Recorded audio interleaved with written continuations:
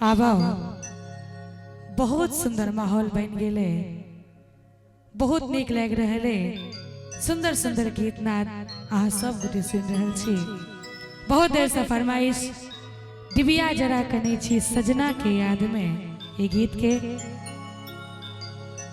राधे भाई के अद्भुत रचना सुनावक लेल जा रहल छी।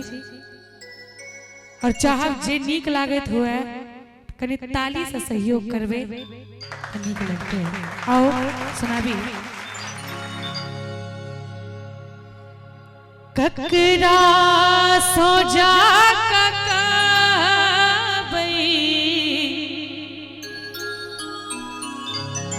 ककरा सोजा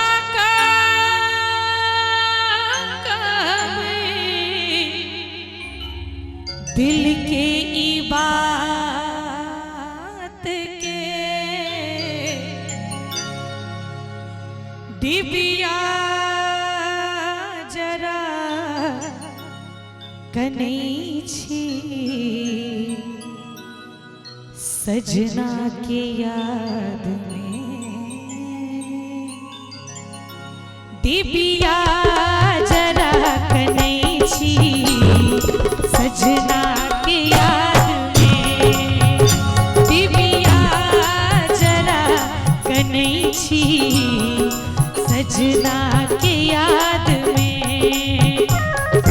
ककरा सोजा कहबई, ककरा सोजा कहबई दिल के ई बात के, डिबिया जरा कने छी सजना के याद में, डिबिया जरा कने छी सजना के याद में।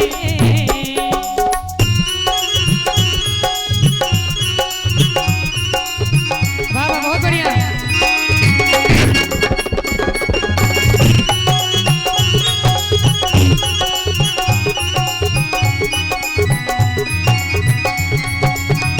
अपने सुन रहे जी एमएन प्रोडक्शन प्रस्तुति।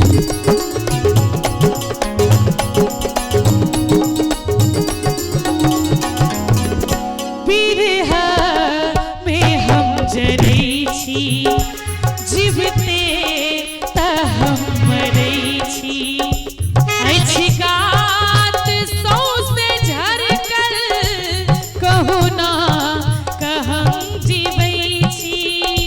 बिरह में हम जरै छी, जीवते त हम मरै छी, अछि गात सौंसे झरकल कहू ना कहम जीवै छी। सोचबै कनियो सजना, सोचबै कनियो सजना अगली के बात के, डिबिया जरा कने छी सजना के याद में, डिबिया जरा कने छी सजना के याद में।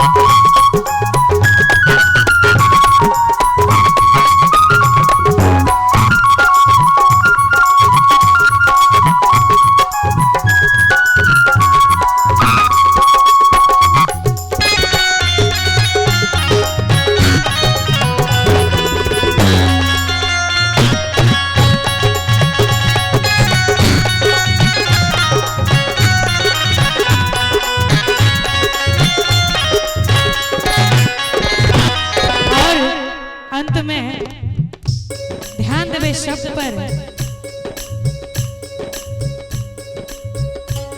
मेहदी अछि ओही ना लागल सिंदूर अछि ले भारल लहठी के नग में पहुना फोटो अहीं के छापल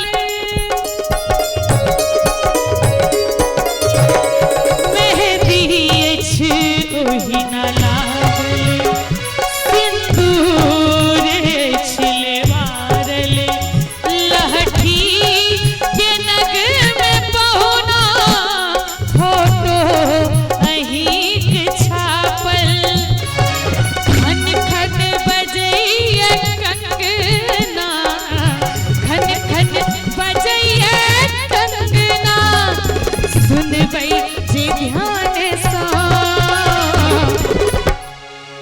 और एक बेर चाहब कनी एक बेर आशीर्वाद भरल ताली सब गोटे के दिल से बजबाक चाही जो नीक लागत हुए त दिव्या जरा कनै छी सजना के याद में दिव्या जरा कनै छी सजना के याद में ककरा सोचा कहबै ककरा सोचा कहबै दिल के ई बात के दिव्या जरा कनै छी सजना के याद में दिव्या जरा कनै छी सजना के याद में दिव्या जरा कनै छी सजना के याद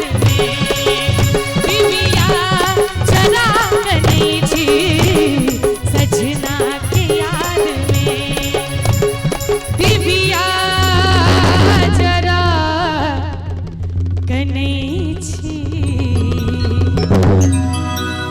सजना के याद में धन्यवाद।